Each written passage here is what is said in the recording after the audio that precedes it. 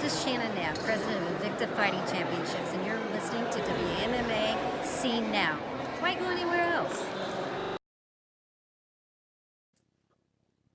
All right, all right, all right. Welcome back to WMAC Now with your host Chuck Stevenson. So, uh, you know, had a few days since the end of the event, and did some more adventuring in Kansas City, and had some fun. And, came home. I'm detoxing a little bit, but I've had time to think about really process this whole event through my mind. The Invicta Phoenix Rising 1 event. This might have been my favorite Invicta event yet, my third time going, and just everything about this event just made it so amazing and fun, and just kind of blew my mind, and made me think, really looking forward to the future of what Invicta FC is going to do with this format. Now, not every event's going to be like this, but they are going to do this for every division. And Shannon Knapp already decided, even before this event took place, that the next division is going to be the flyweights. I said, when's atomweight? She's like, well, flyweights next. So I have some notes here that I wrote down. Some general thoughts. A little bit of a review on the event, but just general thoughts. And I'm going to work on reviews for the individual fights. I'm going to try to do that this time. I didn't get to it the last two events I went. So this is basically just some things I thought about along, while I was still there and once I've been home. Okay, so first up, mostly going to talk about the actual format of the tournament itself and how it worked out, throughout the night. So the single 5-minute round in the quarters and semifinals worked. And it didn't just work because it had to work, because that's the only way they could do this with the tournament. But I mean, it worked because it made for some very good, fun, exciting fights. Okay, the fighters pushed the pace, and then they had those finishing bonuses, and it really encouraged the fighters to try hard. I mean, granted, only one fighter got any finishes. She got only 2 of them. That was the winner, Brianna Van Buren. But these fighters were trying hard for the finish. I mean, Kylan Curran tried really hard on that submission against Suna David's daughter. You had fighters that weren't traditionally one round or first round, fast starters, and they were going all out.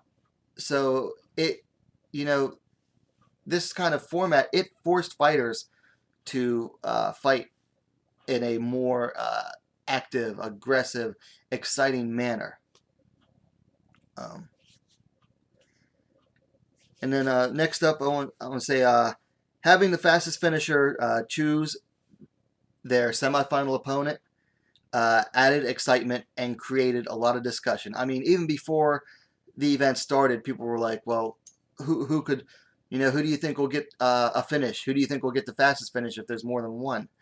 And then, would anyone get a finish?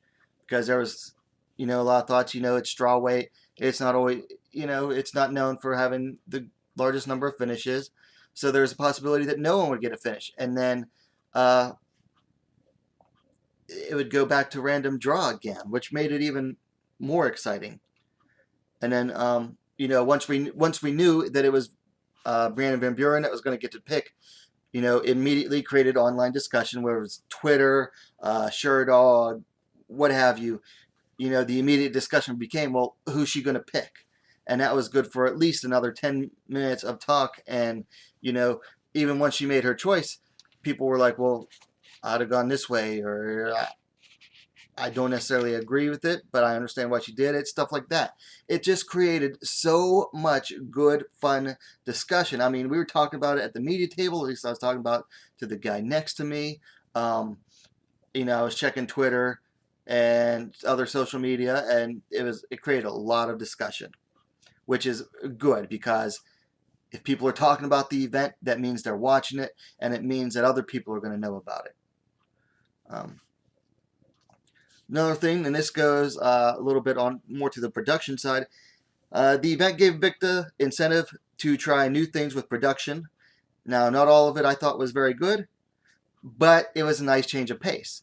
Um, when they did the spinning graphic with the fighters, they had them on that, that Lazy Susan thing.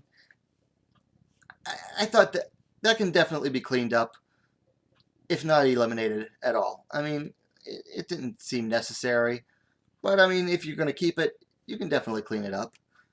And then I'd have done the fighter intros differently. So they had them walk out one at a time as they introduced them. They had the graphics up on the screen. Now, the fighters continued, you couldn't see it if you're watching at home, but the fighters continued to walk all the way through the cage and exit out.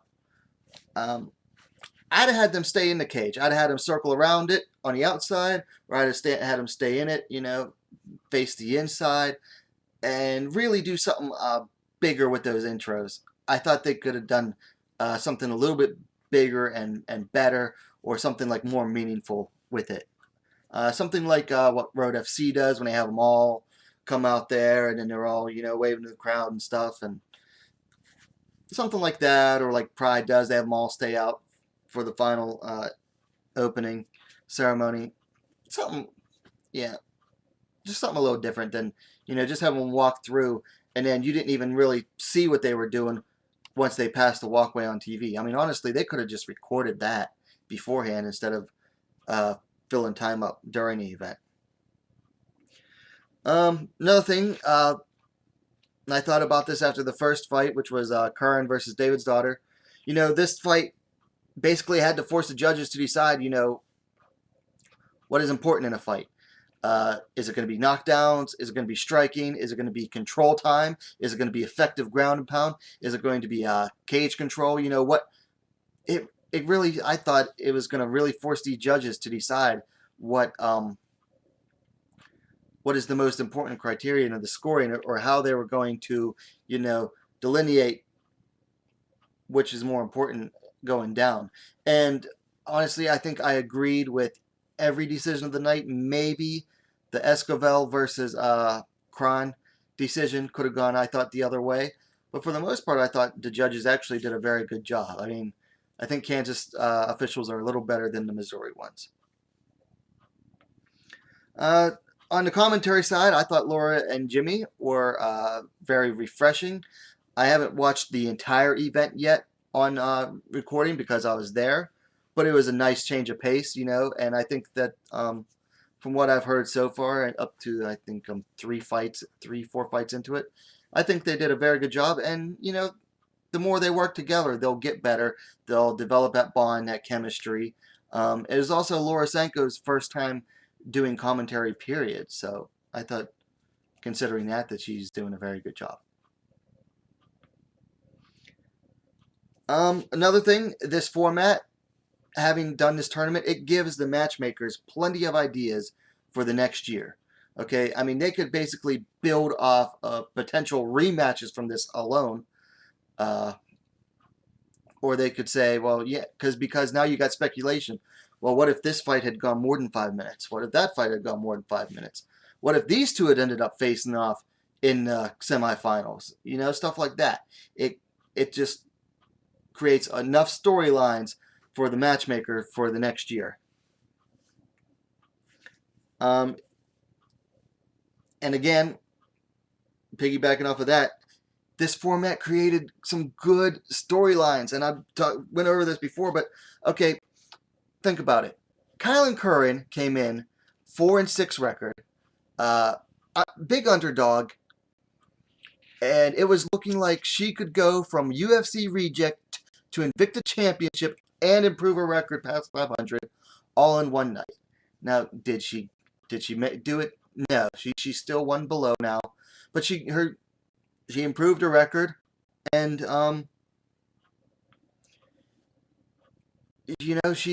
she's on a comeback trail.